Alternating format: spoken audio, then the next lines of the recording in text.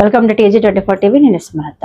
Cherlapalli railway terminal వద్ద CPM జిల్లా committee ఆధ్వర్యంలో గురువారం ధర్నా జరిగింది. పార్టీ నేతలు మాట్లాడుతూ 480 కోట్లతో నిర్మించిన టెర్మినల్ కు తగిన రహదారి కనెక్టివిటీ, ప్రజా రవాణా సౌకర్యాలు లేక ప్రయాణికులు ఇబ్బందులు పడుతున్నారని విమర్శించారు. రైలు టికెట్ కంటే స్టేషన్ కి చేరుకోవడమే ఖరీదైపోతోందని ఎద్దేవా చేశారు. ఫలక్నామా, లింగంపల్లి, కాచిగూడ, సికింద్రాబాద్, మేడ్చల్ నుంచి MMTS రైలు నడపాలని డిమాండ్ చేశారు. బస్సుల సంఖ్య పెంచి స్టేషన్ సమయాలకు అనుగుణంగా నడపాలని కోరారు. మెట్రో విస్తరణ పనులు, రహదారి విస్తరణ తక్షణం చేపట్టాలని పట్టుబట్టారు. రైల్వే ప్రైవేటీకరణను విమర్శిస్తూ ప్రజల సొమ్ముతో కొత్త లైన్లు వేయలేదని ఆక్షేపించారు.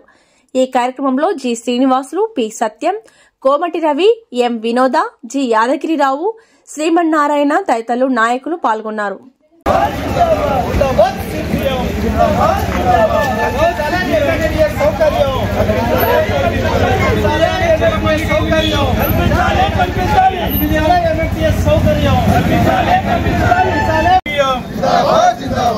ప్రజా రవాణాను పెంచాలి, పెంచాలి బస్సులను,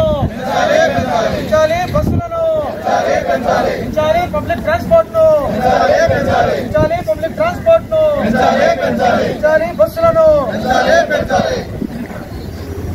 జిందాబాద్ సిపిఎం, పెంచాలి MMTS రైళ్లను, కొనసాగించాలి MMTS రైళ్లను, స్టేషన్ నుంచి వచ్చే బస్సులను పెంచాలి, ఇక్కడ నుంచి స్టేషన్ వెళ్లే బస్సులను పెంచాలి, చర్లపల్లి స్టేషన్ కు బస్సుల సంఖ్య పెంచాలి.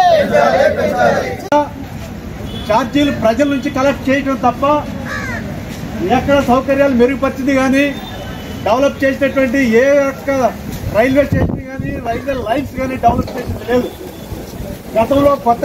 గతంలో వేస్తే తప్ప కొత్తగా ఈ ఏ రకమైనటువంటి రైల్వే లైన్స్ నిర్మించట్లా. కానీ మెయింటెనెన్స్ పేరు మీద లక్షల కోట్ల రూపాయలు ప్రజలపైన భారం వేస్తున్నారు. ప్రభుత్వ ఆస్తులు, ప్రజల ఆస్తులను కాజేస్తున్నారు. ఇది railway department, Bharatiya Janata party చేస్తున్నటువంటి విధానాల్లో భాగంగా జరుగుతుంది. దానికి మన అందరికీ తెలుసు, NMP అని ఒక ముద్దు పేరు పెట్టారు, నేషనల్ మానిటైజేషన్ పైప్ లైన్ అని. అంటే నగదీకరణ, దాని తెలుగులో ట్రాన్స్లేట్ చేస్తూ దాని అర్థం అది. అంటే ఎక్కడన్నా ఏదన్నా ఉంటే ఆ సంస్థ నుంచి డబ్బులు రాబట్టాలి, అది కాంట్రాక్టులు అప్పచెప్పాలనేటువంటి గుర్పు ఇందులో దాగుంది. ఈ విషయం మనం అర్థం చేసుకోవాల్సినటువంటిది, ప్రజలు తెలియజేసే అవసరం కూడా ఉంది.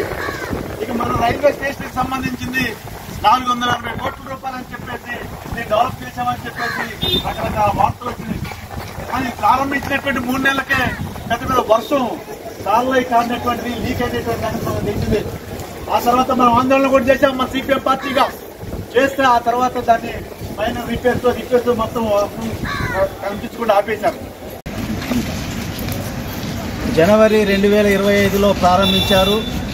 ప్రధానమంత్రి మోడీ గారు వెర్చువల్లో దీన్ని హడావుడిగా ప్రారంభించారు. ఎన్నికలకి దృష్టిలో పెట్టుకొని తన రాజకీయ లబ్ధి కోసం స్టేషన్ పనులన్నీ పూర్తి కాకుండానే ఆ రోజు ప్రారంభించారు.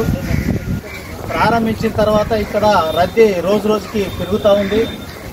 చెల్లపల్లి రైల్వే స్టేషన్ నుంచే 6 ట్రైన్లు ఇక్కడి నుంచి బయలుదేరుతున్నాయి. సికింద్రాబాద్ రైల్వే స్టేషన్ని పునరుద్ధరణ కార్యక్రమాలు జరుగుతున్నాయని చెప్పేసి ఒక 16 ట్రైన్లు ఇటు మళ్లించారు.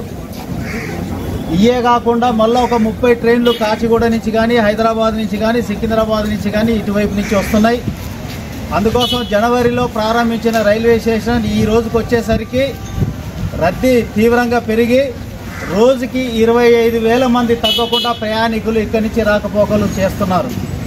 మరి అంత పెద్ద ఎత్తున ప్రయాణికులు రాకపోకలు చేస్తున్నప్పుడు వారికి తగిన పద్ధతులలో ప్రజా రవాణా సౌకర్యాలు కల్పించారా లేదా అని చూస్తే ఆ ప్రజా రవాణా సౌకర్యాలు కల్పించలేదు. జనరల్గా ఎక్కడైనా కానీ రైల్వే స్టేషన్ ప్రారంభం చేసేటప్పుడు దానికి రహదారులు కావలసిన పద్ధతులలో కనెక్టివిటీ ఉందా లేదా పరిశీలించాలి. దానికి తగ్గట్టుగా రోడ్లు విస్తరణ చేయాలి, కొత్త రోడ్లు నిర్మించాలి. ఈ చర్లపల్లి రైల్వే స్టేషన్కి ఆ రకంగా కొత్త రోడ్లు నిర్మించలేదు, అలాగే ఉన్న రోడ్లను విస్తరించే పని కూడా చేయలేదు. అందుకోసం ఇప్పుడు మెయిన్ స్టేషన్ అటువైపు పెట్టారు, ఇటువైపు స్టేషన్ ప్లాట్ఫామ్ 1 ఇక్కడ ఉన్నది. ప్రయాణికులంతా ఇక్కడి నుంచే రాకపోకలు చేస్తున్నారు. కానీ ఎంత నేరో ఉన్నది, ఒక ట్రైన్ వచ్చిందంటే మొత్తం కూడా రద్దీ పెరుగుతున్నది. అందుకోసం ట్రాఫిక్ మొత్తం జామ్ అయ్యే పరిస్థితి వస్తుంది. ఈ చర్లపల్లి విలేజ్ మీద కూడా ఒత్తిడి కనపడతా ఉంది. అందుకోసం రహదారులు కూడా విస్తరించే పని ఇలా చేయలేదు. అలాగే ఇక్కడికి బస్సుల కనెక్టివిటీ కూడా సరైన పద్ధతుల్లో లేదు. మేము డిమాండ్ చేసేది ఏంటంటే హైదరాబాద్లో నలుమూలల నుంచి కూడా ఇక్కడికి బస్సులు ఏర్పాటు చేయాలి. ఆ బస్సులు ఏదో అరకొరగా వస్తున్నాయి, మేము బాగా కల్పించినామని చెప్తున్నారు. కానీ ఒక ట్రైన్ వచ్చిందంటే 900 మంది దిగుతున్నారు. మరి ఆ ట్రైన్ 900 మంది దిగినప్పుడు అంతమందిని తీసుకుపోయే రవాణా సౌకర్యం ఇవాళ ఇక్కడ లేదు, బస్సుల సౌకర్యం లేదు. అలాగే దీనికి ప్రత్యామ్నాయంగా ఏమైనా మేము డిమాండ్ చేసేది బస్సులు ఒక్కటే సరిపోదు, మనకి ఎంఎంటీఎస్ రైల్లో సౌకర్యం ఉన్నది, దాన్ని కల్పించండి అని చెప్పి చెప్తున్నాం. మోడీ ఇది ఇక్కడ స్విచ్ ఆఫ్ చేసి ఆన్ చేసే ముందే ఎంఎంటీఎస్ ట్రైన్లు కూడా ఇక్కడికి తీసుకురావాల్సి ఉండే, కానీ ట్రైన్లు తీసుకొచ్చే పని చేయలేదు. సెకండ్ ఫేజ్ పూర్తయింది. సెకండ్ ఫేజ్ పూర్తయిన తర్వాత కూడా ఎంఎంటీఎస్ రైళ్ళని ఇక్కడికి నడుపుతాలే.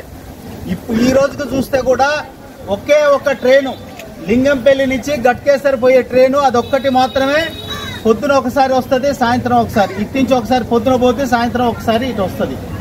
ఆ రకంగా పొద్దున ఒకటి సాయంత్రం ఒకటి వస్తే ఎంఎంటీఎస్ ఎట్లా? ఇలా ప్రయాణికులకి కారు చౌకగా రవాణా సౌకర్యం కల్పించేది ఎంఎంటీఎస్ మాత్రమే. ఇప్పుడు ఫలక్నామా నుంచి కానివ్వండి, కాచిగూడ, హైదరాబాదు, అలాగే లింగంపల్లి, ఇప్పుడు ఫేజ్ 2లో వచ్చినటువంటి మేడ్చల్ కనెక్టివిటీ అంతా కూడా రైల్వే సౌకర్యాలు ఉన్నాయి. కానీ ఆ ఎంఎంటీఎస్ నడుపుతలేదు. ఎందుకని మేము ఆరాధిస్తే 430 కోట్లు ఖర్చు పెట్టి నిర్మించినటువంటి ఈ రైల్వే టెర్మినల్కి లైను ట్రాక్ చేంజ్కి సంబంధించినటువంటి పూర్తి స్థాయిలో నెట్వర్క్ ఏర్పడలేదని చెప్తున్నారు రైల్వే నిపుణులు.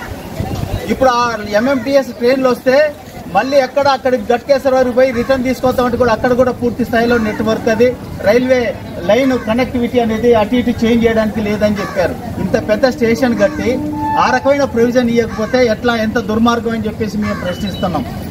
గత 7 సంవత్సరాలుగా సక్సెస్ఫుల్ గా దూసుకుపోతున్న TG24 టీవీ కేబుల్ ఛానల్ ఎంతో మందికి ఇంటర్వ్యూస్ తీసుకోవడం జరిగింది. ఎంతో సక్సెస్ఫుల్ గా దూసుకుపోతున్న ఈ ఛానల్, ఎంతో మందికి మంచి ప్లాట్ఫామ్ గా నిలిచిన ఈ ఛానల్ ఇంకా ఎంతో అభివృద్ధి చెందాలని, ఇంకా ఎంతో సక్సెస్ అవ్వాలని కోరుకుంటున్నాను. ఈ ఛానల్ ని లైక్ చేయండి, సబ్స్క్రైబ్ చేయండి, షేర్ చేయండి.